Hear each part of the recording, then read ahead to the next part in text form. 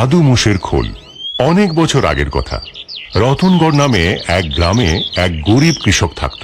ওর নাম ছিল রমেশ। ও ওর স্ত্রী বিমলা আর ছেলে রাজুর সাথে থাকত। ওর কাছে ছোট্ট এক ফালি জমি ছিল, কিন্তু জলের অভাবে চাষবাস করা প্রায় মুশকিল ছিল। তাই ওর শ্বশুর বাড়ি থেকে ওকে একটা মোষ দিয়েছিল। রমেশ ওর দুধ বিক্রি করে সংসার চালাতো, কিন্তু দুধ কম হওয়ার জন্যে রোজগারও কম হতো। আর এই কারণে ও ওর স্ত্রীকে সবসময় কথা শোনাতো। এত কম টাকায় সংসার কিভাবে চলবে? বাজার দর দেখো কিভাবে বেড়ে চলেছে। আমাদের প্রতিবেশীদের দেখো কিরকম মজা করছে। আমার তো ভাগ্যই খারাপ, তাই তো এমন একটা মোষ তোমার বাপের বাড়ি থেকে আমায় দিয়েছে। রমেশ বলল। সেটা শুনে বিমলা বলল, দেখো, তুমি যা রোজগার করো আমি তাতেই সন্তুষ্ট, আমার আর কিছুই চাই না। আরে তুমি না চাইলেও আমি তো চাই। যা রোজগার করি তার অর্ধেক তো ওই মোষটাকে খড় খাওয়াতেই বেরিয়ে যায়। রমেশ উত্তর দিল। আমি ওসব শুনতে চাই না, আমার বাপের বাড়ি থেকে ওকে খুব ভালোবেসে দিয়েছে। স্ত্রী বলল, তাহলে ওকে কি মাথায় বসাবো? কালই বাজারে গিয়ে একে বিক্রি করে দিচ্ছি আর নতুন কিনছি। রমেশ বলে, না না, তুমি এমন করো না, আমার দিব্যি রইল। বিমলা ওকে দিব্যি দেয় আর ওখান থেকে চলে যায়। রমেশ ভাবতে লাগলো, কোনো উপায় তো আছে যাতে এই মোষটা বেশি দুধ দেবে। এই মোষটাকে তো বউ বিক্রি করতে দেবে না। আমাকে এই মোষটার থেকে বেশি দুধ বার করে বেশি লাভ করতে হবে। পরের দিন বিমলার মায়ের শরীর খারাপ হবার জন্য ও মাকে দেখতে বাপের বাড়ি যায়। এদিকে রমেশ মোষের কাছে যায় আর মোষকে বলে, কেন রে রামদুলারি, তুই তো সারাদিন এত খড় খাস, কিন্তু দুধ তো খুব কম দিস। হঠাৎ ওর মনে পড়ে ও একবার টিভিতে মোষের বেশি দুধ পাওয়ার জন্য কোনো খোলের বিজ্ঞাপন দেখেছিল, যেটা খেলে মোষ 4 গুণ বেশি দুধ দেয়।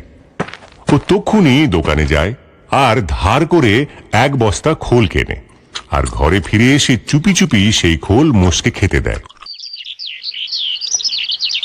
পরের দিন সকালে যখন রমেশ মোষের দুধ দোয়, আরে এটা কি, আজ তো মোষ অনেক দুধ দিল, পুরো বালতি ভরে গেছে, তাও মোষ দুধ দিচ্ছে। মনে হচ্ছে ভগবান আমার কথা শুনেছেন। এই কথা ভেবে সে দুধের ভর্তি ক্যান নিয়ে গ্রামে চলে যায় আর সব দুধ বিক্রি করে দেয়। এর ফলে ওর আজ অনেক লাভ হয়। ও ভীষণ খুশি হয়। আরে বাহ, এটা তো খুবই ভালো। ও তক্ষুনি আবার খোলের দোকানে যায় আর খোলের বস্তা কিনে আনে। ঘরে ফিরেই সেই খোল মোষকে খেতে দিয়ে দেয়। এভাবেই বেশ কিছুদিন চলে।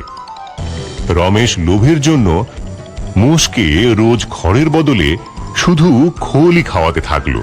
মোষও বুঝতে পারল এই লোভী লোকটা সামান্য লাভের জন্য ওকে শুধু খোল খাওয়াচ্ছে। এমনই একদিন যখন রমেশ খোল খাওয়াচ্ছিল, তখন মোষটা ওকে জোরে লাথি মারল। রমেশ দূরে গিয়ে পড়ল। আরে মেরে ফেললো রে এই বজাত মোষটা। এই ঘটনা যখন বিমলা জানতে পারে, ও তক্ষুনি রাজুর সাথে ঘরে ফিরে আসে। এসব কি করে হলো, কেমন করে হলো? বিমলা প্রশ্ন করে। কিচ্ছু না বিমলা, এসব আমারই কর্মের ফল। আমি সামান্য লোভের জন্য নিজের মোষকে খড় খাওয়ার বদলে খোল খাইয়েছি। এর সাজা আমি পেয়ে গেছি। খুব দুঃখিত হয়ে রমেশ বলে। তখন বউ বিমলা বলে, জানোয়ারদের যেটা আসল খাদ্য সেটাই আমাদের ওদের খাওয়ানো উচিত। আমরা সামান্য লাভের জন্য অবলা পশুদের জীবন নিয়ে খেলি, আর তার ফল এরকমই পাওয়া যায়। তখন রমেশ বিষয়টা বুঝে আর ও মোষের কাছে গিয়ে ক্ষমা চায়। আর কিছুদিন বাদে ওই মোষের দুধ খেয়েই রমেশ ভালো হয়ে যায়। তাহলে বাচ্চারা, কি শিখলে এই গল্পটা থেকে? আমাদের নিজেদের স্বার্থের জন্য অবলা পশুদের ফায়দা ওঠানো উচিত নয়। বেচারারা বলতে পারে না, কিন্তু ওদেরও তো মন আছে।